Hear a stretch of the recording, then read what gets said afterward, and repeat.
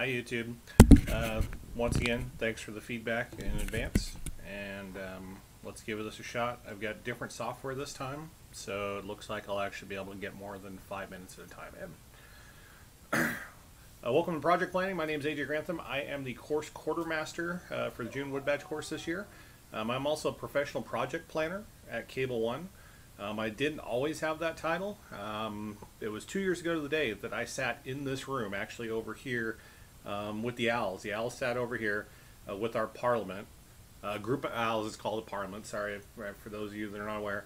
That I was furiously writing down inside my notebook about project planning and the direct application they had not only for our Cub Scout pack, to where we really did a huge push to get our camping program up off the ground, but it did phenomenal things for my career as well. I ended up getting 2 promotions and multi-digit increase in take-home pay, which my wife loves, because I've had something quantifiable from scouting that actually hits our bank account. This is just fantastic content that you get here at Wood Badge. We are in the tools of the trade portion of the Pentagon, the blue segment. Just basic housekeeping. This presentation, I realize it's like 2 o'clock on day 2, and our cooks in the dining hall are doing an enormously great job at keeping us well fed. But it's a pretty heavy lunch to sit through some presentations. So with that being said, if you find yourself dozing off or needing to stretch your legs, just head to the back of the room. It doesn't bug me one bit.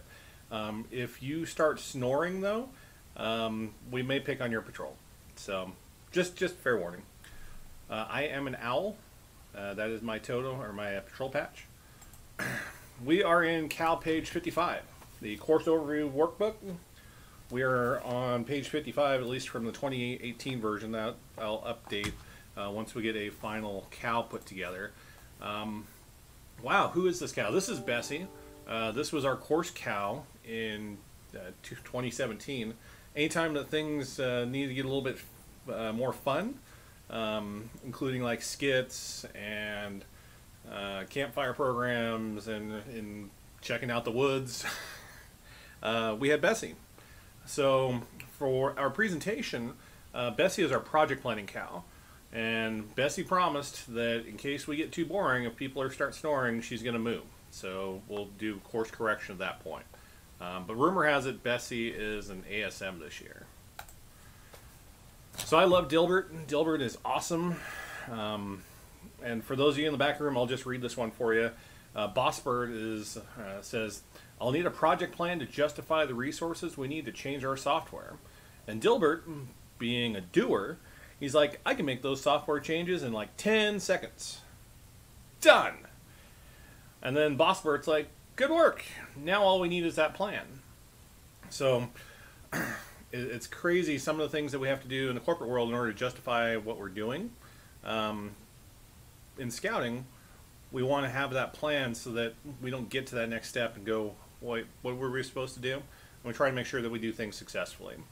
So the old adage, if you fail to plan, you plan to fail, and nobody wants to fail. So there are 5 stages of team-based project planning. Super easy. It's not like we've got a huge algorithm that you guys have to learn. It's not a huge booklet that you have to, one more thing to bring along. But it's 5. So 1 plus 1 plus 1 plus 1 plus 1. 5 steps to team-based project planning. So the first stage is project overview. And that's where we summarize the specific goals and the objectives of the project. The stage 2 is the work breakdown structure, and that's where we identify the tasks that have to be completed and then the order in which they need to be done in. Stage 3 is our activity plan, and that's where we assign responsibilities for specific activities or tasks to each project team member. Stage 4 is the fun part. That's where we execute the plan, where we put the plan into action and then we track the progress as we're going. And then stage 5 is project closeout, something that I think some of us miss out on. I know I was before I took this course. That's where we put together a closeout report with comparisons between what our original goals and objectives were to what we actually completed, the actual final product. So let's start with stage one, project overview. So the project overview, it's a one-page summary. I know everybody's like, oh my gosh, more paperwork. It's only one page, I promise. And there's not a whole lot that you have to put on it because it's just high-level stuff. The overview is in very broad general terms. We're not getting super detailed in the nitty-gritty of things. It's just single page, this is what we want to do and how we intend to achieve it. It needs to be easy to understand.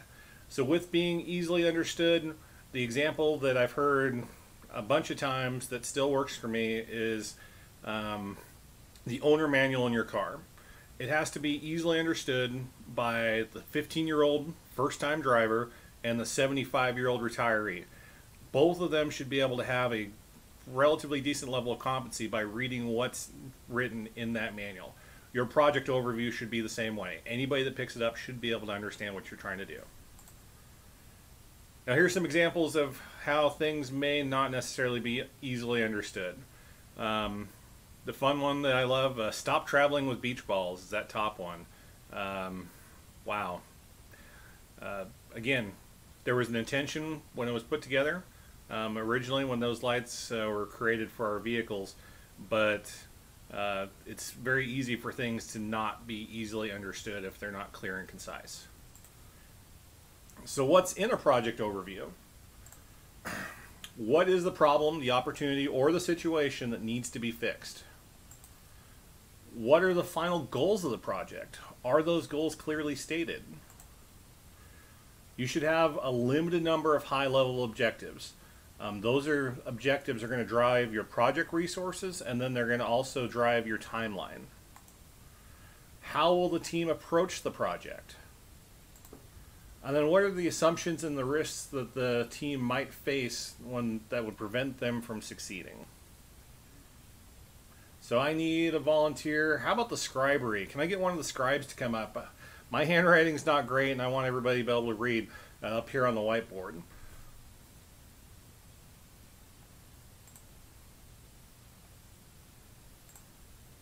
So let's do a project overview together. Let's assume we are a unit committee. Not sure which one quite yet. We've determined that we want to jumpstart our camping program. Goals usually do a pretty good job of describing the desired results, but provide few details. The objectives are the details that we use to measure the goals. They need to be kept simple. You need to focus on the important parts. You need to remember that they define the scope of the project. They have to be measurable for success, and they have to be clearly written. So we get into SMART goals, which we've talked about a little bit earlier, and we're going to talk about quite a bit this week. So let's look at our committee project. Problem.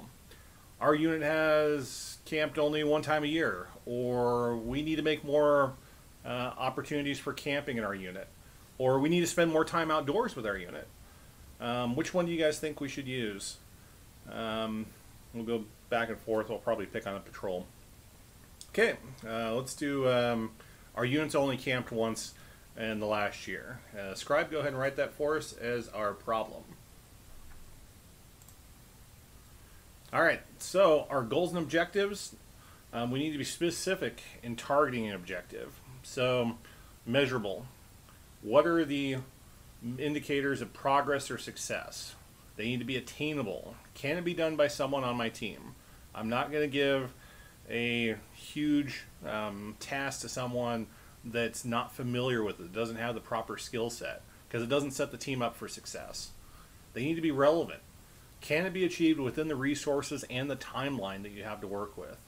And then they need to be time-based. When will the project be completed? Are we going to be able to fit everything in during that time frame?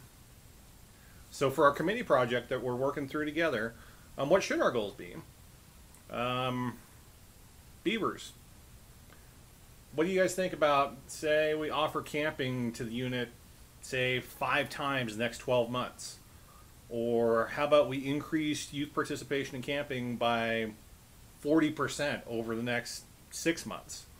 See how they're very specific? This is what we want to do. This is when we're going to do it. Scribe, go ahead and write one of those up. Okay, what are our objectives? What do you think our objectives should be in order to accomplish this? For instance, maybe we offer a variety of camping locations. We develop our youth outdoor skills by increasing level of planning and responsibility, or an increasing level of planning and operating. How about we build a sustainable outdoor program?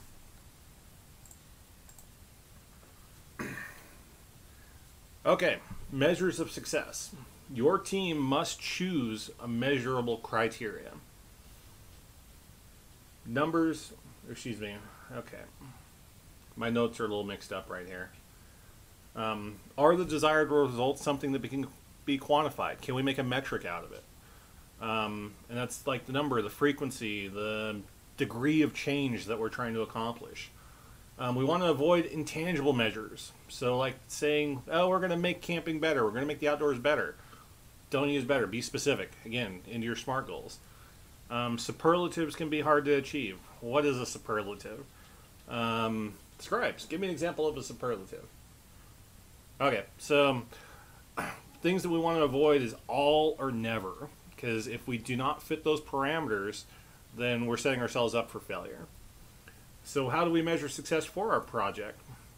Say we have 10% of youth participants the first time, or 6 campouts over 12 months, or we have a 50% rate of post-campout evaluations to return to the same place in the future. What are you guys thinking? I kind of like the number of campouts over course of months. I think that's a good achievable goal. So how will we tackle the project? Well, you have to define the schedule that you're going to follow.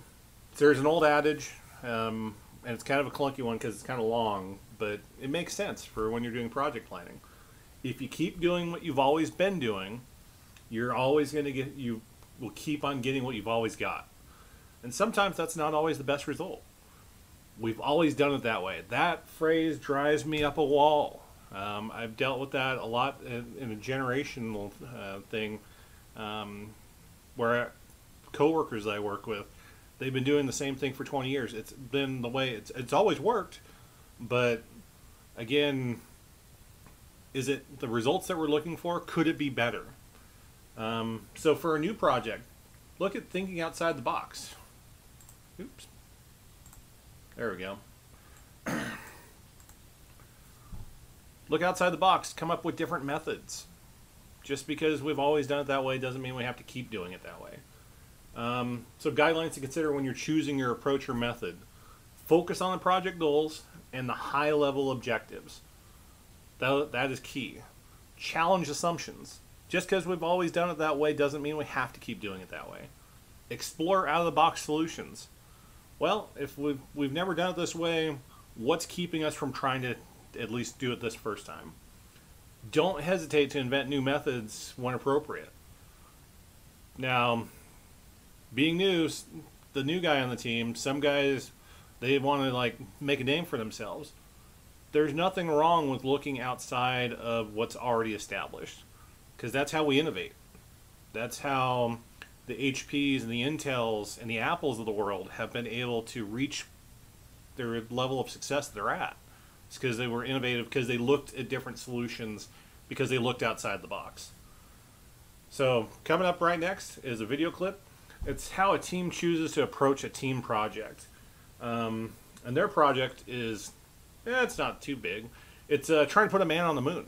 So that's pretty awesome.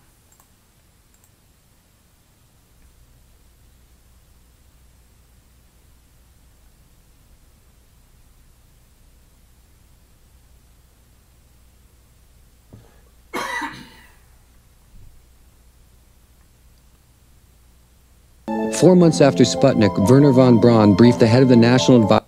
Okay, and that video goes for about 3 minutes. Okay, so what approaches did the team consider? There were 3 of them.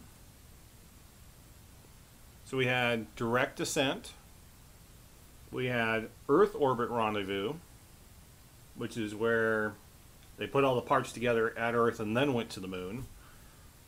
And then they had lunar surface rendezvous, and I think that was kind of the new one that they had used to try to be innovative. So what assumptions were challenged? Well, with the lunar surface rendezvous, it had never been tried before. So they were just kind of swinging it. Is this even going to work? Because lives are at stake at this point. It was national pride at that point, too. They had to be innovative, but they were measuring their risk at that point. So what was necessary for a novel approach to be considered? Sometimes you need a product champion. You need somebody to step up and take ownership for a new method for it to be accepted. So what about our project? What do you think our approach should be? Because again, our problem is not enough camping or no camping. We're trying to jumpstart that for our unit. Maybe we start with some overnight camping at some local parks in the valley. Maybe we start with a 50-miler backpacking trip. Maybe some of you are probably liking this option. Maybe we schedule a glamping trip at a local resort and kind of ease into things. What do you guys think? Cool. Well, let's go with that approach for now. Up on the board, thank you, Mr. Scribe. This one actually hits home for me because I'm in the process of building a wireless network for our company. Bossbert, good news! We won the bid to build a wireless or nationwide wireless network. And Dilbert's like, bad news! We don't know how to build a nationwide wireless network. And Bossbert, as per usual, he has all the answers. He's like, it's wireless. How hard could it be not to install wires? So assumptions can really get us into trouble sometimes. When the boss assumes one thing about a project, in reality it's something completely different. So with assumptions, it's attitudes that are widely held concerning the project. It's something that everybody kind of assumes that that's what we're going to do.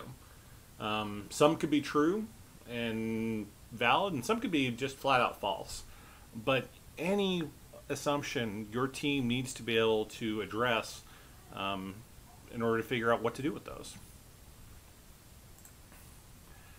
Now risks are the dangerous ones because those can undermine your success of your project. But if you have a plan, a risk is something that you can mitigate, that you can get around, as long as you have a plan. So answer the following questions for each objective. What resources are needed to realistically complete this objective? What risks are associated with getting those resources in a timely manner? What problems or delays are likely to occur in completing the objective? What effect will delays have on the overall project plan and schedule? So let's talk about our project that we're working on together as a committee. What risks and assumptions do we have that we're facing? I think one right off the top, we assume that the youth actually want to go camping. Risk of all of the campgrounds not being, they're all sold out. We can't reserve anywhere. Lack of equipment or quality equipment. It's one thing to have the gear to go backpacking. It's something completely different to have the gear that's light enough to take you all 50 miles and not just 5 miles down from the trailhead. What about having sufficient leaders that are trained to go on a camp out? Because again, that's a key point.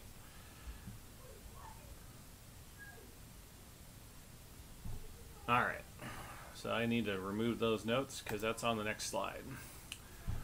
So let's check our project overview that we've been put together here on the whiteboard actually is the necessary standard, meets the necessary standard to be a good working tool for our project. There's a project overview handout that's in your binder or your cow or your patrol leader binder. I'm not sure which, but I will get that updated once I find out. Over the next 5 minutes, go ahead and work through that. And be prepared to share your solution of what you guys come up with. Okay, and we're at about 24 minutes adjusted right now, so that'll take us up to about 30 minutes into the presentation. All right, welcome back. Patrol leaders, do you guys have any concerns at this point of the project overview we put together based on the activity you just did with your patrol? Are there any changes that we need to make? Now's the time. Because we're still in stage one. We're still in the planning stage before we actually start breaking out things. So why is a project overview important? Beavers, I'm going to keep picking on you because you're the first patrol. Good. Eagles. Owls, my beloved friends in the fowl. All right, so basically the bottom line is it helps us ensure success. So when we plan, we're able to succeed. So these two traps really stuck out for me because I saw so much of it in my work life coming to Wood Badge. I just didn't realize they had a name. So the activity trap, that's where, hey, we want to do something really cool, let's go do it, and then we'll figure out the plan as we go. My wife says, let's be spontaneous and let's just start driving somewhere. Okay, well, where are we driving to? Are the roads clear? Do we have money in the bank account? What about lodging? It's the activity trap. You get out ahead of yourself without having that plan in place, and that's a very quick way to, again, plan to fail. Scope creep.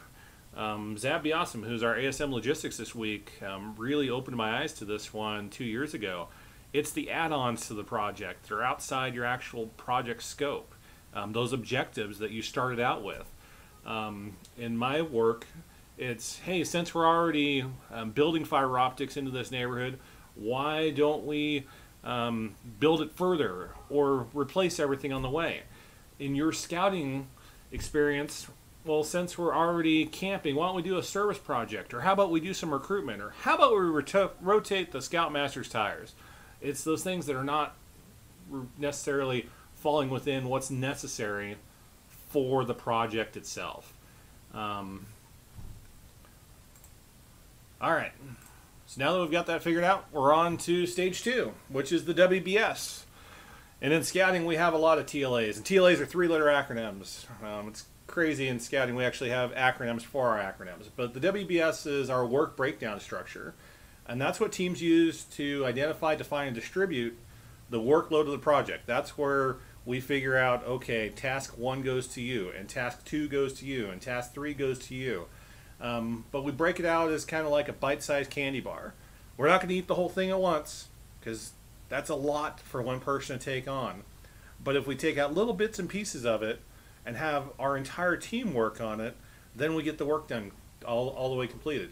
This is also where we put everything in an order of importance, and then we look at what it actually needs to be done in order as far as the timeline. So for camping, one of the important things with our project that we're looking at right now for our committee, we wouldn't want to buy the food before we had a date and a location picked, because that food might not be good still by the time our date comes up, or we might be buying car camping food when we need backpacking food. So when we're looking at the WBS, the structure, it's going to look a little bit like this. We've got our project goal, which we established in our project overview, along with our high-level objectives. And then the activities that support those high-level objectives, we line out. And then from there, we can mix them around to make sure that they fall right in place for the timeline. And then we're able to assign those tasks to our team members.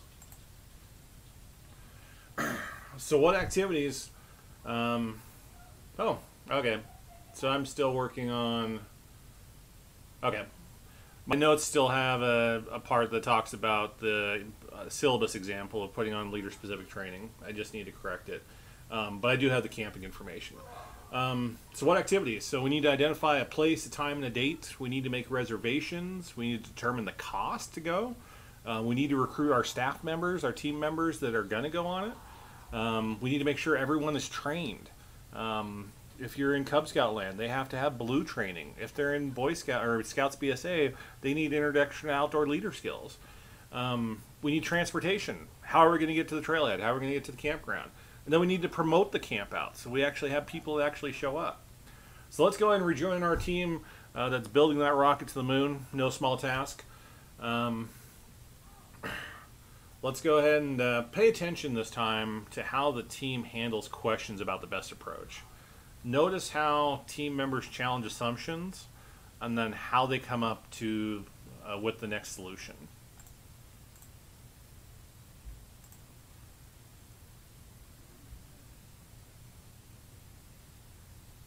Okay, we're at about 31 minutes, and this is going to take me out to about 35, 36 minutes.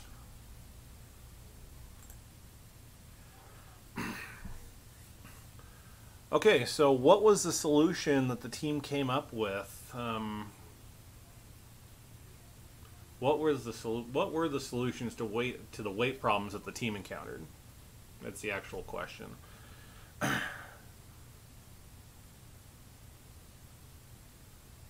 Not sure if this slide's in the right place, because my notes are in the right place, but the slide content, we must challenge assumptions, we must think outside the box, I guess reinforces what we talked about before in project overview. So that makes sense. Okay, so now that we've got the WBS figured out, we're on to stage 3, and that's the activity plan and assignments. So this is where we define the activities and tasks needed to achieve our goals. We organize and prioritize the activities and the tasks. We identify which tasks depend on others. So we can't have our flyers printed for our camp out before the date and the location are finalized. Does that make sense? We've got interdependencies there. We assign the team members to the activities, remembering that those team members need to have the skill set to be able to complete those tasks.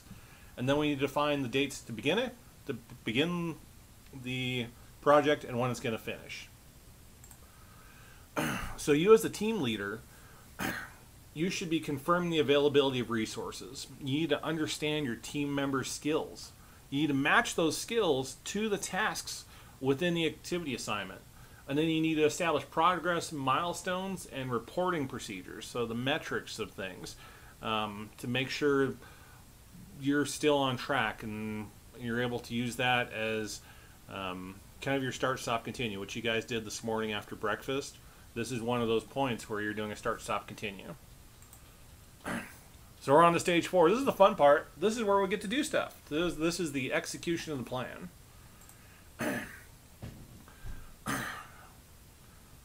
And my notes duplicated, so I'm going to have to read off the slide. So now we're working the plan. So now it's time to let your team do their job.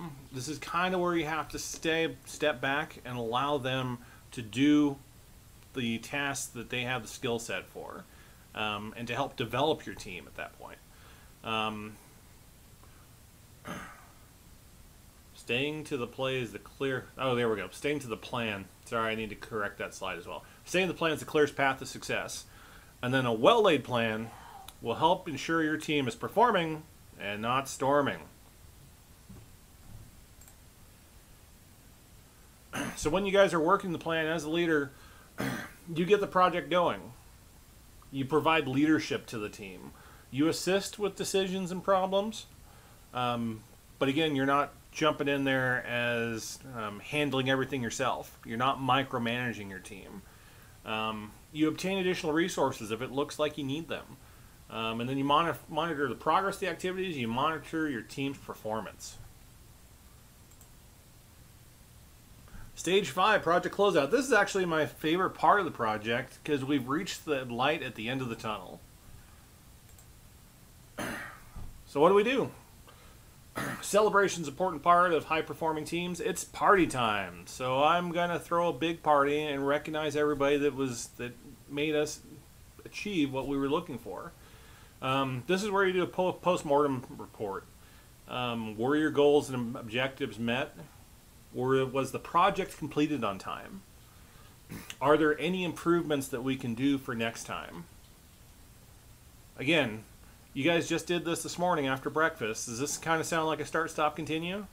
There's kind of a trend building. You're going to see a lot of this with your skills now. All right, so let's recap. Read it all together with me. Laser pointer on... There we go. Laser pointer. Okay, so stage 1 is project overview. Stage 2 is work breakdown structure, the WBS. Stage 3 is activity plans and assignments. Stage 4, execute the plan. Stage 5, project closeout. Remember, executing the plan relates back to high performance teams and situational leadership. If you plan the work, you plan to succeed. Now I think we just did communication with your troop guides here just before this, so just remember, communication works both ways. So here's Dilbert again, using some questionable communication skills. his coworker's like, how's your project coming along? And Dilbert's like, it's a steaming pile of failure. It's like 15 drunken monkeys with a jigsaw puzzle. And then Bossbert comes along later on. He's like, how's your project coming along? Same exact question his coworker asked him. Dilbert replies, fine. So make sure... I'm not sure where I was going with that. I still got to finish the wording on that one. But that puts me right at about 44 minutes out of 50 minutes on the presentation. So feedback, please. I'd super appreciate it. And thanks for listening. Let me back out of here and